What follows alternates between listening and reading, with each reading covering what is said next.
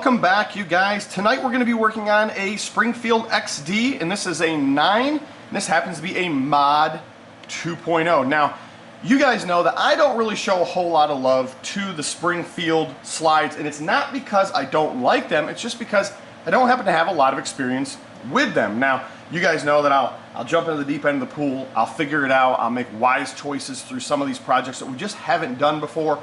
Over the last couple of months, we've done some weird things out there, like some additional CZs that we don't normally do. We've done some Beretta stuff that we don't normally do. So there happens to be a high level of confidence in which the work that will be turned out. However, unless customers reach out to me and let me know what they want to have done, I don't have the opportunity to work on them. So if you happen to have a Springfield, let me know what's going on. Maybe we can put something together. Let's quickly take you through the process of exactly what we plan to do on this project to give you a better understanding of what you're watching as it unfolds. Now, one of the deals behind these is that since I don't happen to have a lot of experience with them, sometimes the projects change halfway through the planning. So at the beginning of this video, we may talk about one thing, and at the end, we may end up with something that's a slightly different, modified version of what we discussed. And that just happens to be that sometimes we say that's not a good idea, or we come out through the end of it and say we want to add something extra. So that's kind of how that unfolds sometimes. Let's talk about it quickly. So what we want to do on the back section is we want to go ahead and put an optic cut on here. We are going to cut this for a Trijicon.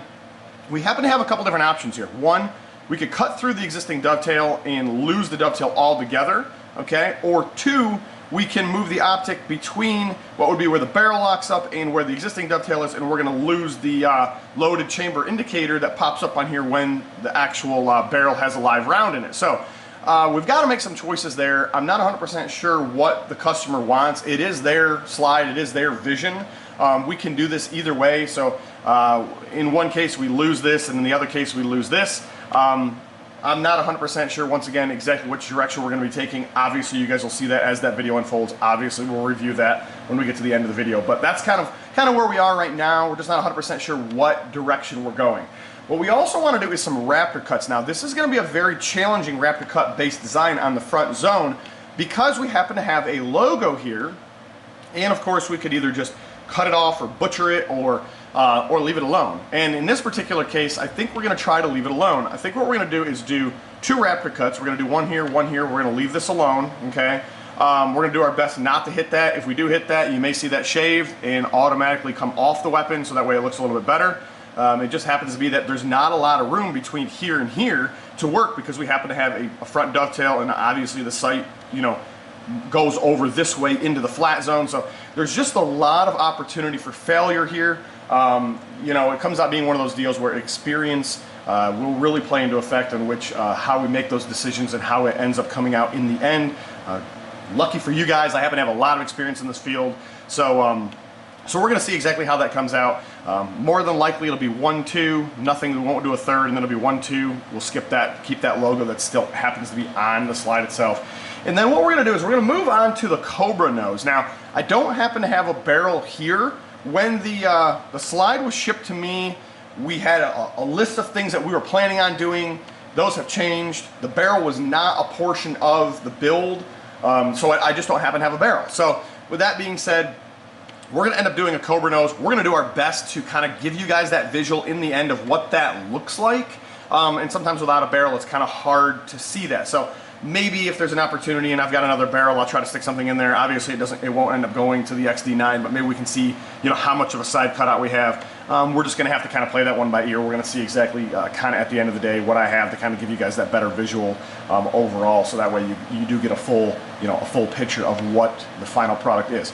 So guys, at this point in time, I think what we're going to do is we're going to get over to the Tormach 770. We're going to go ahead and cut that precision work on the slide. We're going to then bring it back. After it's been colored, we're going to review it, we're going to talk about it, we're going to look it over. We're going to talk about some of those challenges. Once again, these may not be challenges to everybody on the market, but they happen to be challenges to me because I'm just not that familiar with the Springfield line of slides overall. So we're hoping to gain some knowledge here. We're hoping to overall come out with a very unique and really nice design in the end.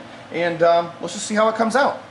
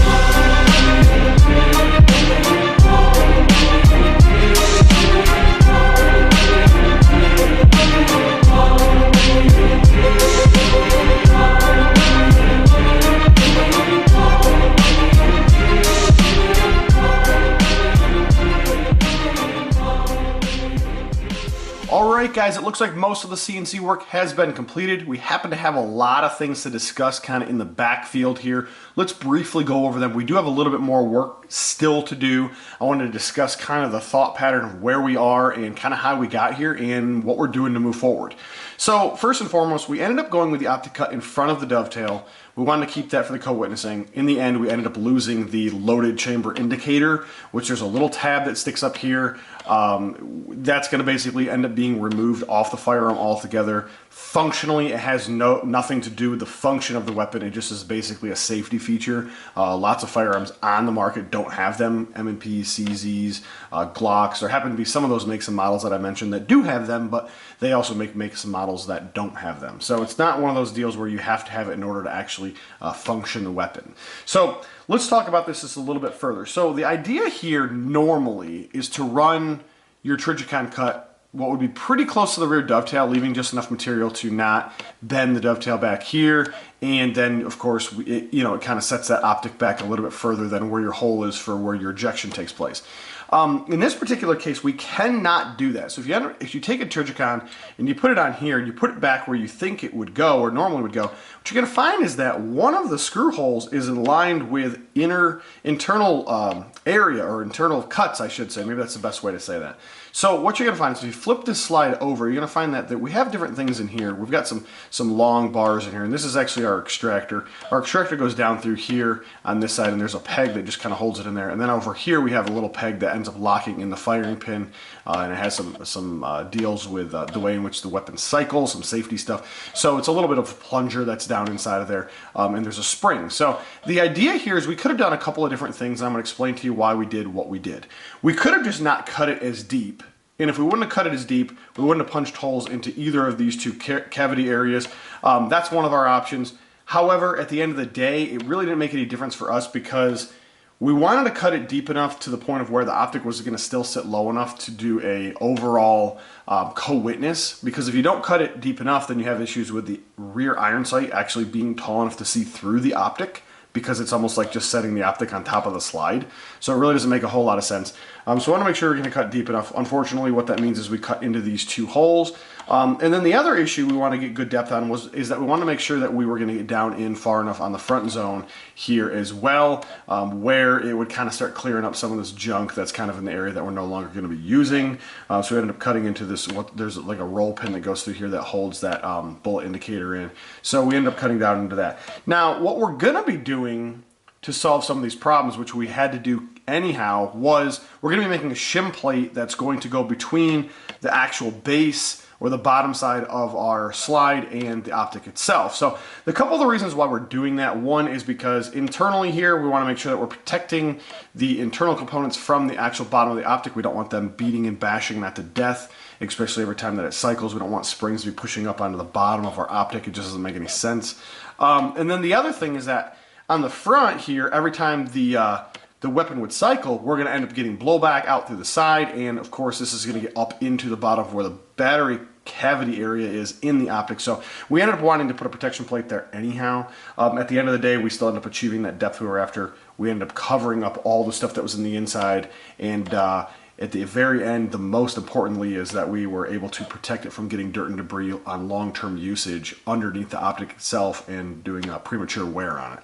So overall, that's kind of the idea, thought pattern behind it. Guys, what we're going to do now is we're going to take you over to our other laser. We're going to go ahead and laser cut that so we get exact cut pieces, very tight tolerances. Then we're going to go ahead and show it to you guys a little bit. We're going to do some coloring. We're going to bring it back. We're going to get to see the whole thing assembled as a whole. We're going to explain the plate once again a little bit in better detail once we actually have that plate in hand. You can kind of see it on and off and then assembled with it on to kind of give you a better understanding. So guys, let's go ahead and jump over to the other laser. Let's go ahead and get that cut.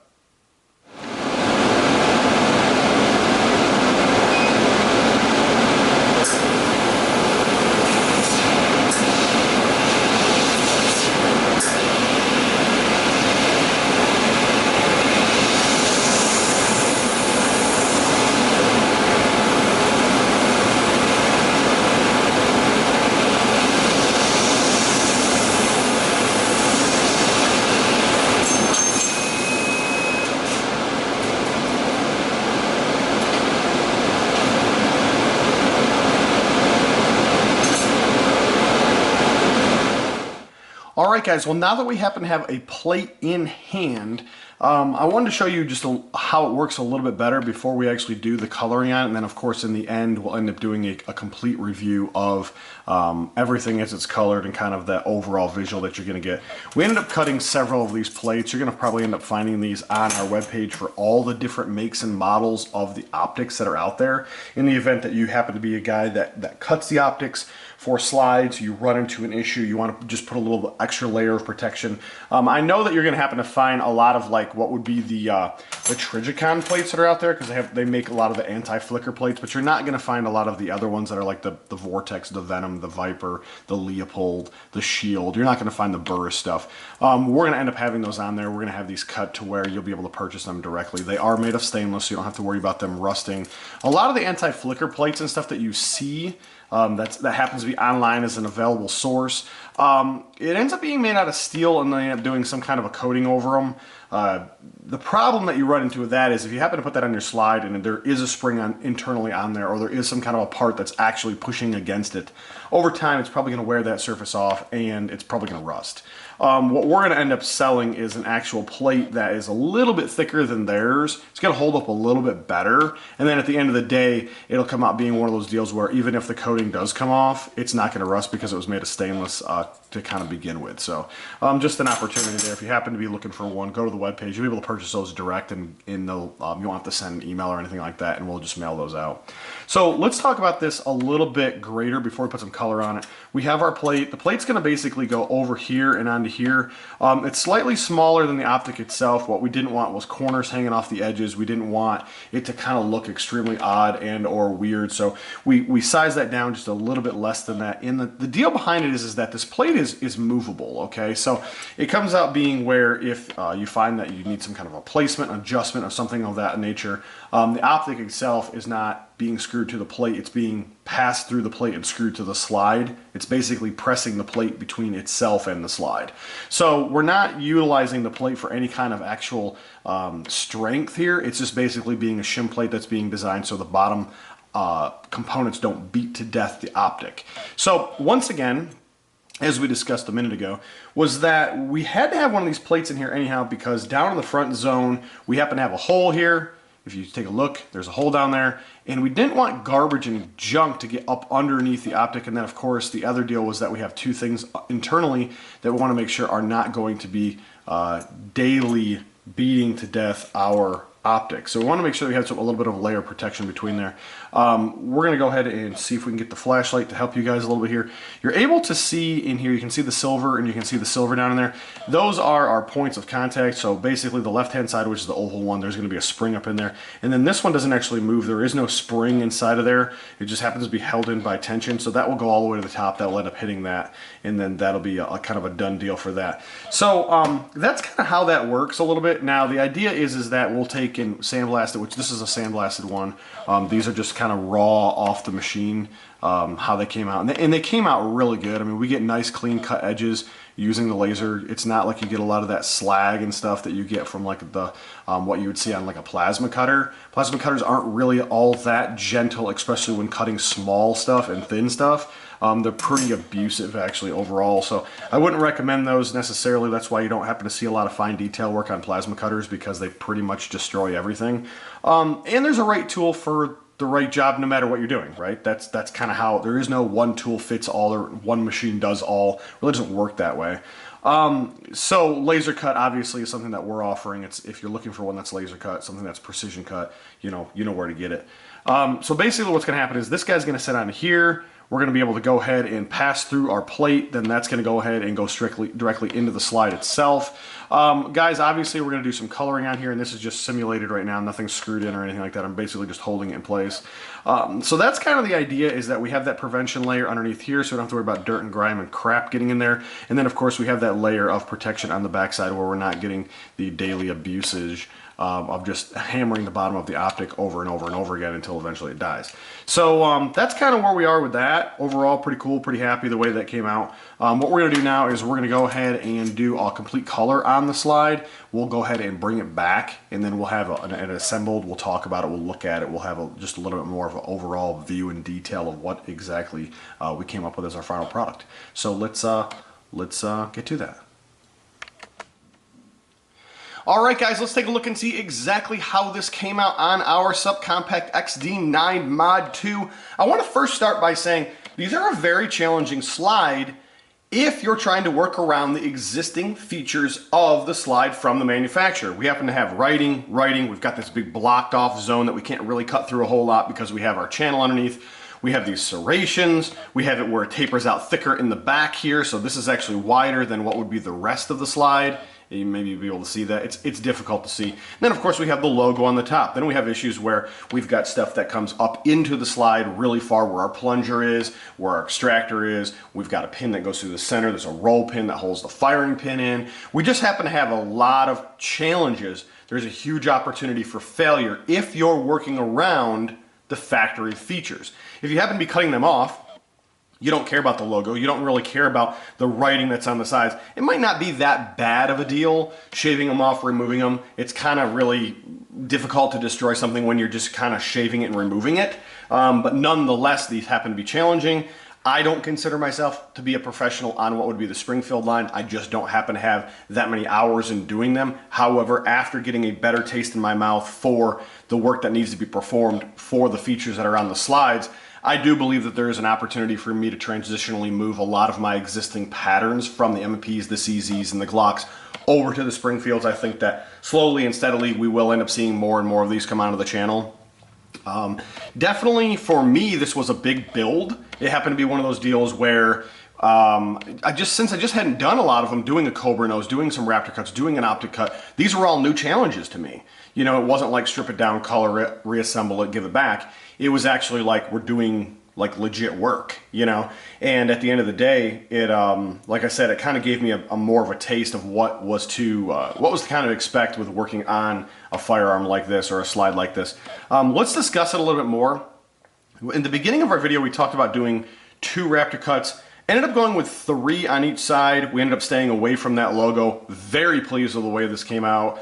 Guys, of course, we're going to throw some pictures in here at the end, just so you can see it as a whole and as a better overall picture. But definitely pleased with the way that came out. We didn't take off too much material. We took off just enough in order to give us that appearance we were after. We kept the logo and we stayed away from where the barrel locks up in this zone here. So at the end of the day, we kind of achieved, we did the little checkbox off on everything that we were after, and we really achieved what we were going for as far as the visual there. Now, the Cobra nose itself has added a lot to this weapon. We do not have a barrel. I was hoping to have something I could stick in here, give you guys some kind of visual. We discussed it at the beginning of the video. I just don't happen to have the Mod 2 9mm here, so I don't have a barrel, and we didn't have any project plans for doing barrel work in this project, so obviously the customer didn't send me the barrel. Definitely happy with the way that it came out. We're definitely gonna be able to see some nice barrel out through the side. Very nice on the visual, whether they're going with like some kind of a, you know, a threaded barrel or whether they're just gonna go with a factory barrel. I don't know whether they're gonna send their barrel off and have a gold coated, polished, you know, maybe there's a bunch of other ones that are coming out there now. There's like a tropical one that's out there now that K&M Blasting does. He does great work. Obviously, I highly recommend him. If it's mine, my personal weapon, he's the only one that I'll use. So just take that for what it is. I happen to see a lot of stuff. I happen to work on a lot of stuff. I happen to see a lot of stuff that customers send to me, and he happens to be the only one that I actually recommend and use for my own personal stuff. So comes highly recommended for myself. But overall, guys, very pleased with it. Man, I'm telling you, this was a very challenging build overall. We ended up having the loaded indicator bar that was here. Once again, guys, I know it's going to be hard to see. We'll get you some real pictures outside. We ended up putting that plate down underneath here. It's hard to see here, but there is a plate down. Keeps the spring from pushing on the optic, keeps the extractor from getting oil, grit and grime up into the bottom of the optic, especially where the battery cavity is. And then of course on this side where we have the ejection, where we would be ejecting rounds, you can kind of see it there. There's the hole. That would get honestly, it would just get a bunch of crap up into the battery. So every time the weapon happens to cycle, we get some kind of this blowout on this side with our gas, and of course it's going to go up underneath the optic and it's going to just get all over everything. And at the end of the day, it's probably going to cause a malfunction on a long-term basis. You know what I mean? If you were just running it and running it and running it, you're going to end up getting a lot of junk up underneath there. There's a lot of electronical components inside of the optic itself that are exposed from the bottom side. So it comes up being one of those deals where the plate was a necessity to the build itself, regardless of the penetration that we ended up going with where we hit those 2 holes. We pretty much expected that anyhow. You don't happen to see a lot of these being cut on the market, and the ones that are cut seem to be very, very shallow. The optic seems to sit really, really high. So it's one of those deals where we're after a little bit lower. We want to make sure we're going to be able to co-witness with the bottom of that. Definitely pleased with it overall. Guys, I would highly recommend you go back, you watch some of our other videos. On occasion, this is the stuff that ends up coming out. We have a lot of other stuff that we haven't done before. I know that we've got some CZ stuff. We happen to have another an FN thing coming through. So we happen to lately have had a lot of oddball things come through the channel. If you go back, you'll see like Glock, Glock, Glock, Glock, Glock in a row, but all of a sudden the newer stuff seems to be a little mismatched to the pattern, right? It's not, we're not staying on the status quo of what we always do. So definitely go back, watch some of our old content. If you have not subscribed, you are definitely missing out. You need to subscribe. You need to get those notifications turned on. You're going to get an alert when a video comes out. You're going to have the opportunity to watch something, figure out what you want to have done. You can reach out to me. We can quote that workout. We get you that time frame turned out, and we can get you your project back the way you see it, okay? So we don't just build, you know, these 10 patterns and you choose one. You choose what you want, you choose how you want it, we talk about it. If it's a good idea, we'll do it. If it's not a good idea, we'll skip it, we'll make some suggestions, we'll figure out exactly what we can do in order to get your project moving forward with something that's pleasing to your overall design. Definitely follow us over on Instagram. We've got a lot of cool things going on over there. And then, of course, Facebook is kind of the place to be. That's the where and the whens. We're going to start posting other stuff over there. Obviously, we have a new business logo that we've posted. We've got some shirts that we've been giving out to some of our customers. You're going to be seeing those pictures kind of start turning up on Instagram, start turning up on Facebook. If you get a shirt from me and you wear it, and you send me a picture, more than likely you're going to end up back on my Instagram account. You're going to end up back on the Facebook account. If you're going to represent, you have a little bit of pride there, then definitely you're going to be shown off on the channel. And if you happen to have a new build that we just haven't done before, more than likely it's going to make it on the YouTube. Guys, if you're just kind of curious of what's been going on, seems like we've been kind of a little bit more distant on turning these projects out. What you're going to find out that is if you go to our Instagram, we've been turning them out pretty regularly, and you're going to see those pictures. We haven't been doing a lot of videos because summer was kind of here, and I happen to have kids. So it kind of being one of those deals where I would do a video and then the kids would be yelling and talking, and I'm like, yeah, that's not going to fly. So at the end of the day, we ended up skipping a lot of the videos. We still did a lot of the work. You still get to see a lot of that work if you go over to Instagram. Once again, big positive direction to go over to Instagram. It's a highly recommended area for you to follow us. If you don't do Instagram, you're just kind of curious, like, I don't do Instagram, I like to see these pictures, I don't know what's going on. Use a computer, a regular computer, not a phone, and just go to Instagram and search NCEngravers. That's the same name, and you can actually see all of our pictures without actually having an account. So there's an opportunity there for you to actually still see what's going on. You don't have to necessarily have the app on your phone. There's definitely ways to get around not wanting to contribute to the overall app itself, but still see what's going on. So there's an opportunity there. And then, of course, if you just don't do that at all and you do happen to do Facebook, the pictures usually get posted on Facebook. If we tag something on Instagram, it usually makes it to Facebook as well. So you're not really missing anything out between the two of those sources. But guys, feel free to reach out to me if you have any questions about anything. You guys know how to get a hold of me. At the end of the video, there's an email, there's a phone number down in the description. Obviously on the webpage, there's a contacts tab. Fill it out, let me know what's going on, and we'll get that work turned out for you. Guys, have a good one.